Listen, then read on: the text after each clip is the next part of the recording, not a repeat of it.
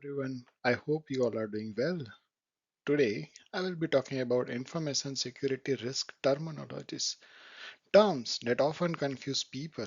Many find it difficult to grasp their exact meaning. So, I have prepared this session with simple analogies that make things easier. By the end, you will have a clear understanding of these terms. And the best part is, you will remember them forever without difficulty. So, let's dive in. Before we get into specific risk terminologies, it's important to understand what risk actually means. To do that, we first need to know two related concepts, threat and vulnerability. So, what is threat? A potential actor or event that can cause harm or damage. What is vulnerability? A weakness that can be exploited by a threat. Combination of both threat and vulnerability is what we call as a risk. Let's make this clearer with a simple analogy. Imagine two wrestlers. You can see the image at the bottom right. Let's say if one of the wrestler is weak, that weakness make him vulnerable, and the stronger wrestler, the threat can easily overpower him. But if the wrestler is strong, he can resist the threat and avoid being defeated. Now let's go to the next part.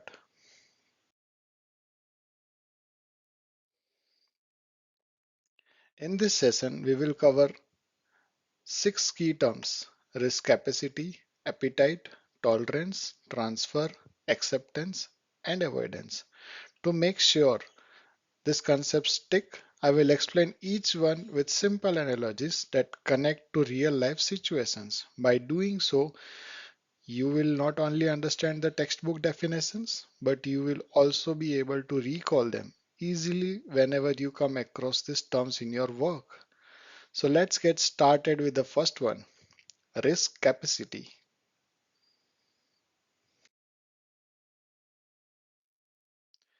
Risk capacity is the maximum level of risk an organization can take without collapsing.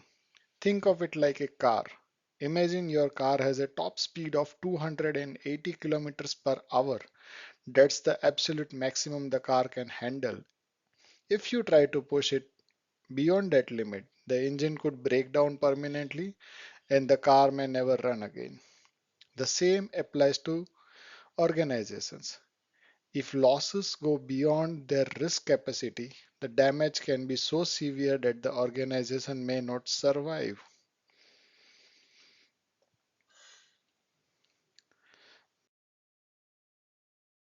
The next is risk appetite.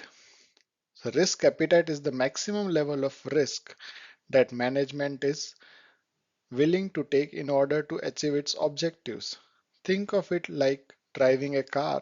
Even though your car can technically go up to 280 kilometers per hour, you may personally feel comfortable driving at only 100 kilometers per hour. That 100 is your appetite for risk. If the level you are willing to take on, even though the capacity is much higher.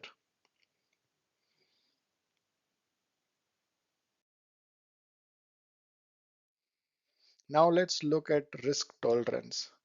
Risk tolerance is the acceptable variation above or below the organization's risk appetite. In other words, it's the flexibility allowed around that set level of risk. For example, let's go back to our driving analogy. Suppose your comfort zone, your risk appetite is driving at 100 kilometers per hour, but one day you are running late for an important meeting. Even though your heart is pounding because you are going faster than usual, you decide to push the car to 140 kilometers per hour just to make it on time. That extra stretch beyond your appetite represents risk tolerance.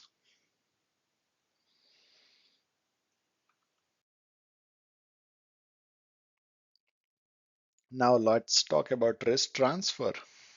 Risk transfer means shifting the financial impact of a risk to a third party, usually through an insurance company or a contractual agreement.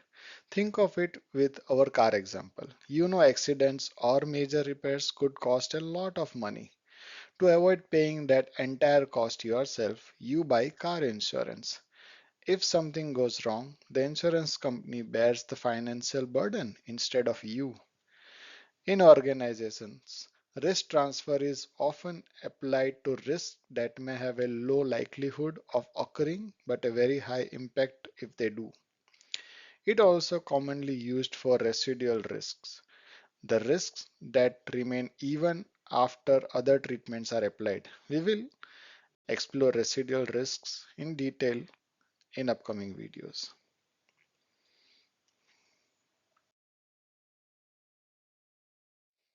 Now let's look at risk acceptance. Acceptance means the organization is willing to live with a certain level of risk because the potential impact is small or manageable. For example, think of your car again. Over time, it will naturally experience wear and tear. Maybe you need to change the tires or fix small parts. This repairs cost some money, but it's not something that burns a hole in your pocket. You are willing to accept that risk as part of owning or using the car. Similarly, organizations accept residual risk when they fall below the defined risk appetite because the cost or effort to mitigate them further isn't justified.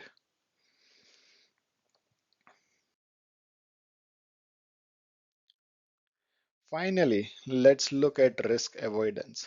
Risk avoidance means the organization decides to eliminate the source of risk altogether rather than trying to manage it. For example, think about buying a car.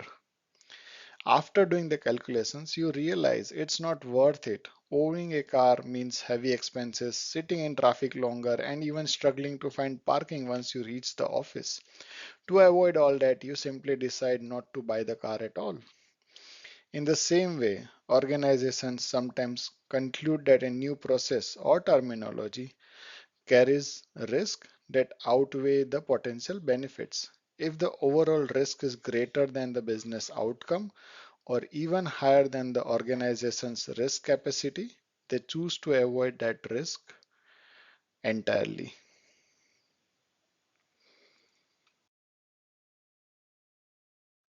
So today we have learned about the six major risk terminologies in information security. Thank you for watching the video till the end. Stay tuned for my next session where we will dive into risk assessment. Share the video with others who are learning information security risk. Thank you.